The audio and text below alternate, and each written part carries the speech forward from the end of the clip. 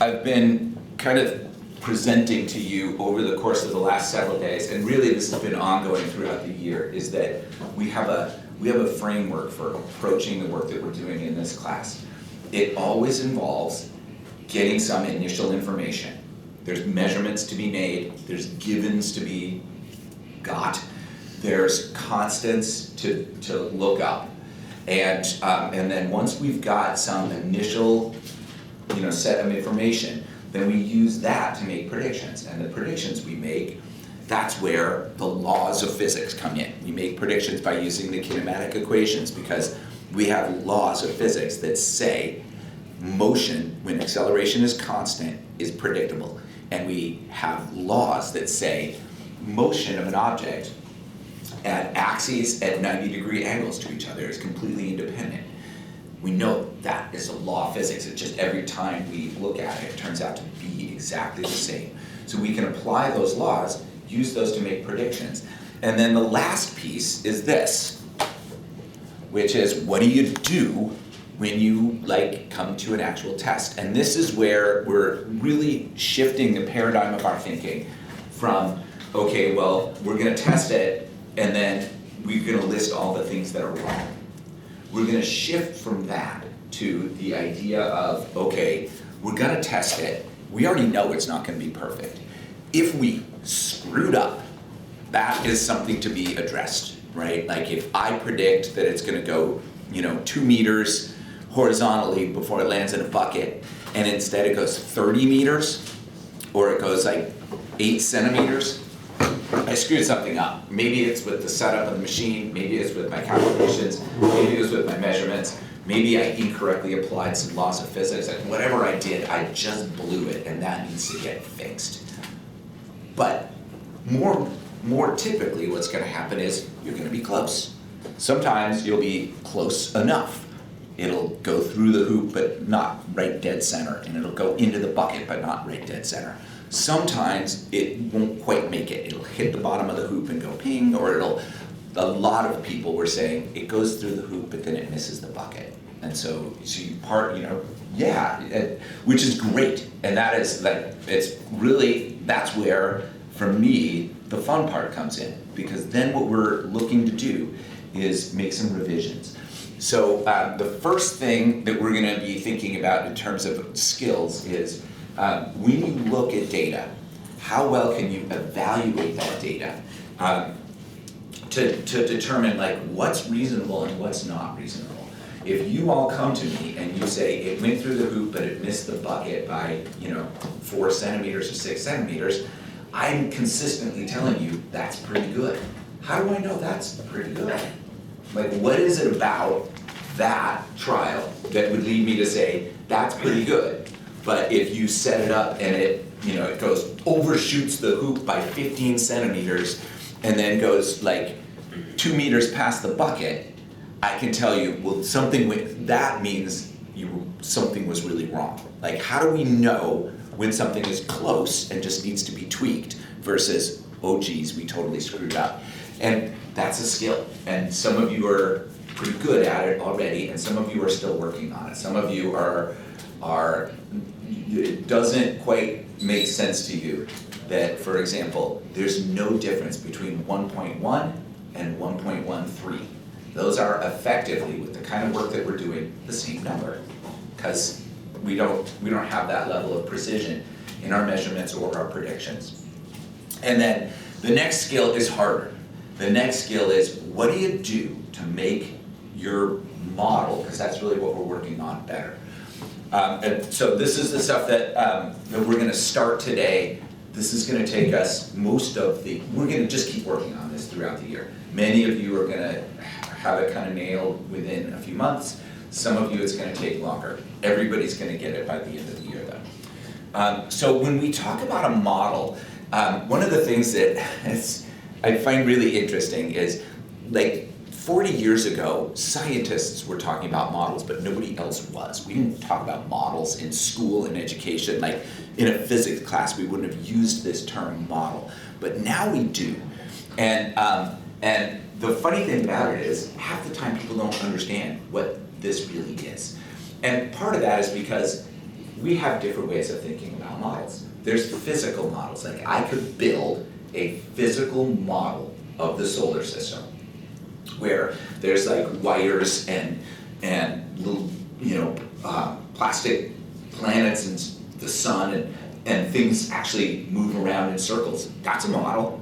We could also have conceptual models where we describe something in a way that sort of makes sense. Like I could say, well, the Earth moves around the sun in an orbit that looks circular, but it's actually elliptical. And it's a little bit off center. The Earth, if the sun isn't exactly at the center of the ellipse, the ellipse is a little bit off center. And that is a conceptual thing, like you can all picture it. I could even draw a picture of it, but that's not a physical model, it's just like an idea that we have in our heads. Most of the time, in advanced science, anything that you're gonna do once you get out of high school, when we talk about models, we're talking about mathematical models. They're fancy equations. And in the mathematical models, what we do is we have inputs, and the inputs can vary from being really simple, like in our model that we're building for this projectile launch. Our inputs are essentially the initial speed, the acceleration, the height of the launcher, and the angle of the launcher. Two of those are sort of givens. We have control over the height and the angle of the launcher. Two of those are measurements. The initial speed, which not only is a measurement, but it can vary, like it's not always launched at the exact same speed. And acceleration, which A, can be measured, and B, that can vary too. I mean, literally, the acceleration of that little plastic yellow ball depends on the temperature in this room.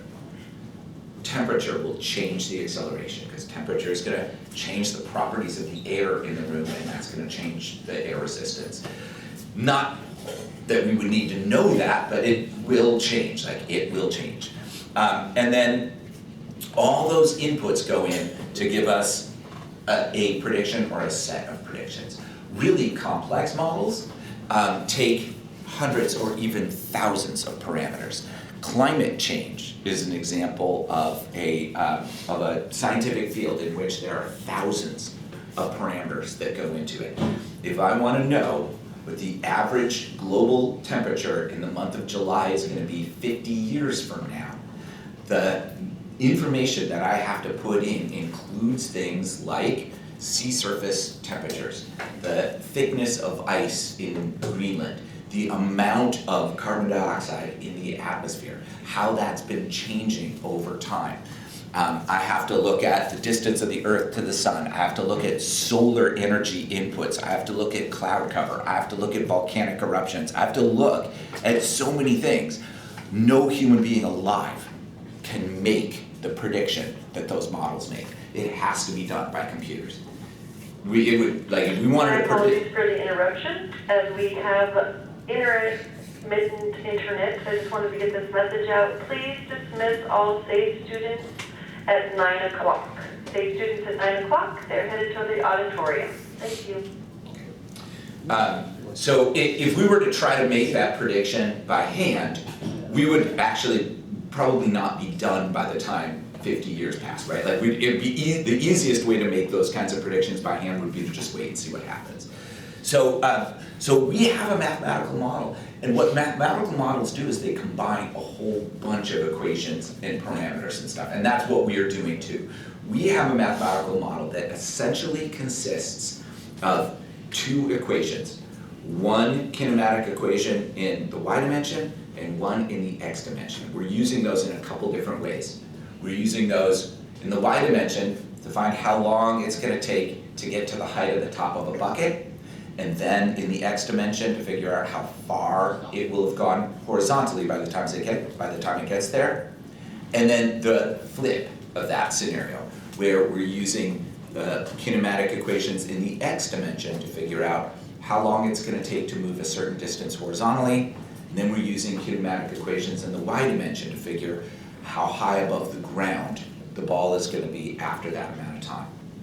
We're just combining those two equations. You're doing it by hand, and you're doing it in order. we could put it all together in one equation. We could say y equals something in terms of all these known variables and some horizontal distance. And we could say x equals something in terms of all these variables and some known vertical distance. You could do that, but and like computers could do that easily. I have a program on my computer, it's an Excel spreadsheet, that does that. I just put in a couple of numbers and it just spits out, here's where the ball's gonna be, here's when it's gonna be there. So I can check all your work that way, and you all could do that too, but it's easier to do it the way that you're doing it. So once we've got those predictions, then we test them, and our projectile launcher lab is building a model. Our goal is to come up with one model that can work in a variety of circumstances. When you determine the parameters, there's a bunch of ways in which we can get information.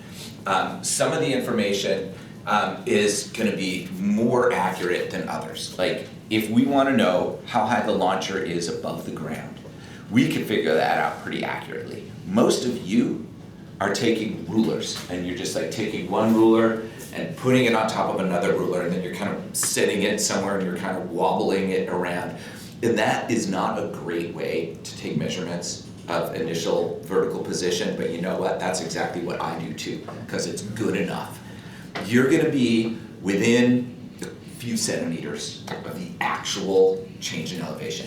If you wanted to know exactly how high above the ground it is, you could do that too. You could take a string and tie something heavy onto it, and then you could hold the string right at the little X on the launcher, let the heavy thing go down to the ground, and then take that string. Once you get the string just touching the ground, then take it, stretch it out, and measure its length. That'll give you a really precise measurement. But you don't need to do that. It's good enough. Angle is the same way. For us, we're just using the little angle meter thing on there. It's called a clinometer. And you're gonna get the angle within a couple of degrees. It's probably not perfect, but it's good enough. Those aren't things that we're really worried about a lot of variation. But our measurements of acceleration are different. Our measurements of acceleration are just plain wrong. And there's a couple reasons for that. One reason for that is that it's a difficult measurement to make, and in order to really get an accurate number, we would need to make videos, 100 videos, maybe at a higher frame rate, and then analyze all those videos and find averages. Another reason that the accelerations are challenging is that they're changing. The acceleration of that ball depends on its speed. And that's something we're not even going to address in this class. It's called air resistance. Air resistance is a function of speed, which means the faster it goes, the more it's slowing down. So we don't have constant acceleration. That makes things really tricky. The initial velocity is the same way. We don't really know what it is. It's around 3, but some people found 3.4, some people found 2.5. Again, if we took 100 measurements at various angles, we could find an average and a range that would probably be pretty close, but it's never going to be perfect. And so what we need to do is find values, not that are necessarily 100% correct, but that work. So this set of images is from real data. This was from a military test, which is where a lot of the physics involving projectile motion comes from. And in this test, what they were doing is they were simulating missile launches, and at distances relatively close to the target, this is where the missile went. The farther away you get from the target, the less accurate it is, and that makes perfect sense. Even advanced missile systems don't always land in the exact same spot. Now, we now have missile systems that can correct. They can, I don't know what the accuracy is, but I'm, within a few meters probably of the target. But prior to guidance systems, you launched a missile and, it might land within, 600 yards of where you were aiming it, maybe. And every time you launch something, it's gonna land in a different spot. That's just how it works. So what we want is something that's useful, that sort of incorporates all that error. And that means the parameters that we get are almost certainly not gonna be right.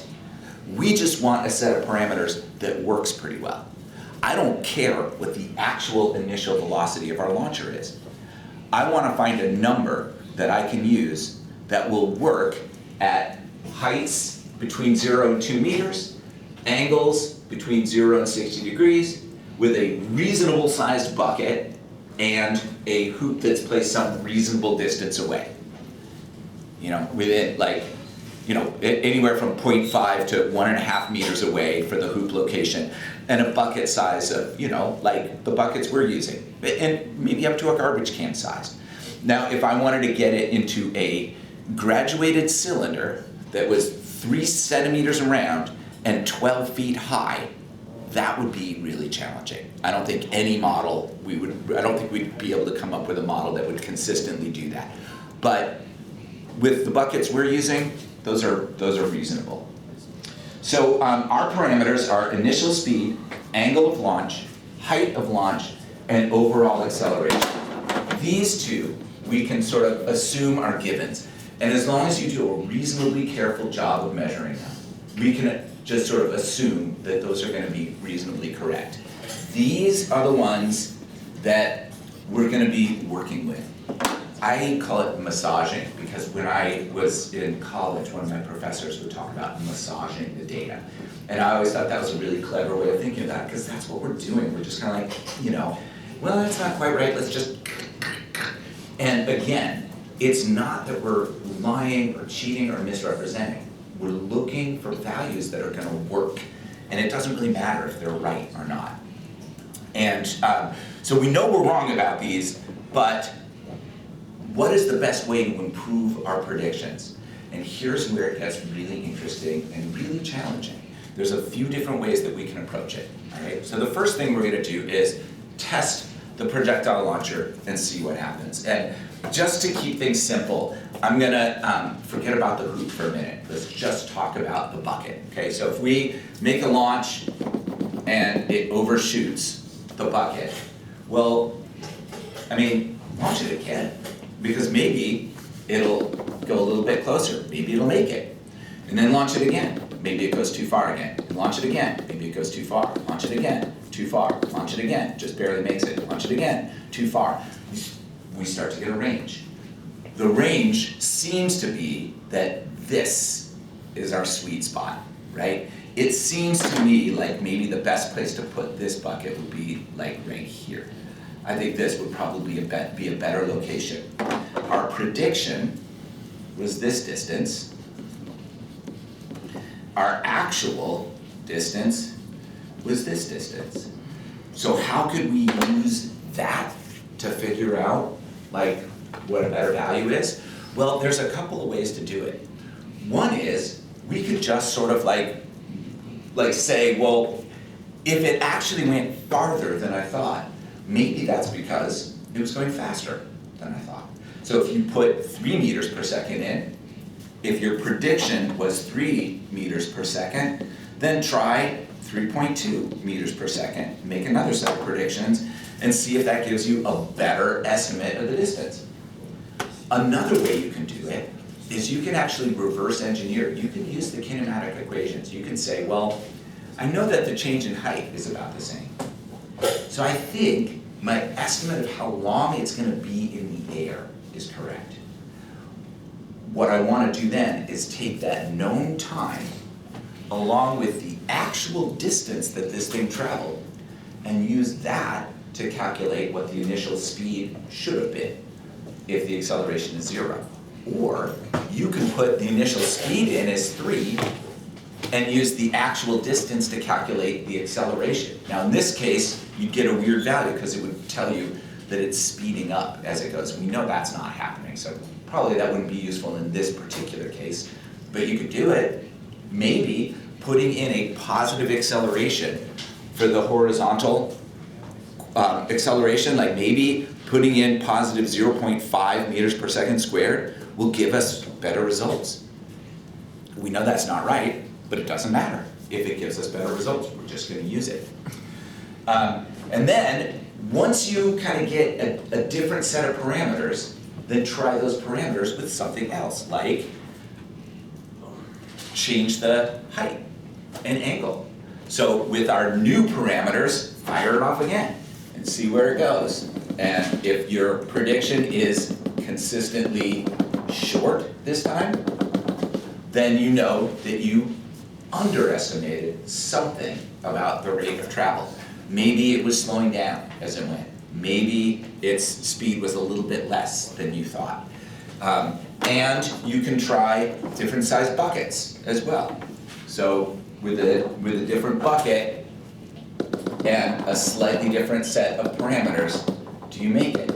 And then you can even, and this is what I would do, like go back to the original. Like once you get it working at a higher position, steeper angle, different bucket, now take those parameters, put them back into your original set of predictions and try it with the shallower launch angle, the lower launch, and the smaller bucket and see. Again, the idea is, can we come up with something that will consistently work for a whole variety of starting conditions? And what I'm seeing is most of you understand how that is sort of inherently fun. Like on Tuesday, what I saw was people back there testing things out, working as a big group, and then there was like a launch and everybody cheered. And that is great, that's what I want. I want you back there, trying things out, getting excited when your predictions work, because that's when I know you're learning and having fun. If you feel like when you come to me and you say, this is the number I got, and my response is, okay, well, try it, and then you come back and you're like, well, let's miss the bucket, and I say, okay, well, try this or try this. If you feel criticized, that's not what I want. If that's the case, you're kind of missing the point, because the point isn't there's a right answer. I know what it is, and as soon as you get it, you're done. The point is, you all could come up with 15 different models, all of which work pretty well. Some of them will work better than others. Your goal is to try to come up with the best model you possibly can. All right, I'm gonna stop the video,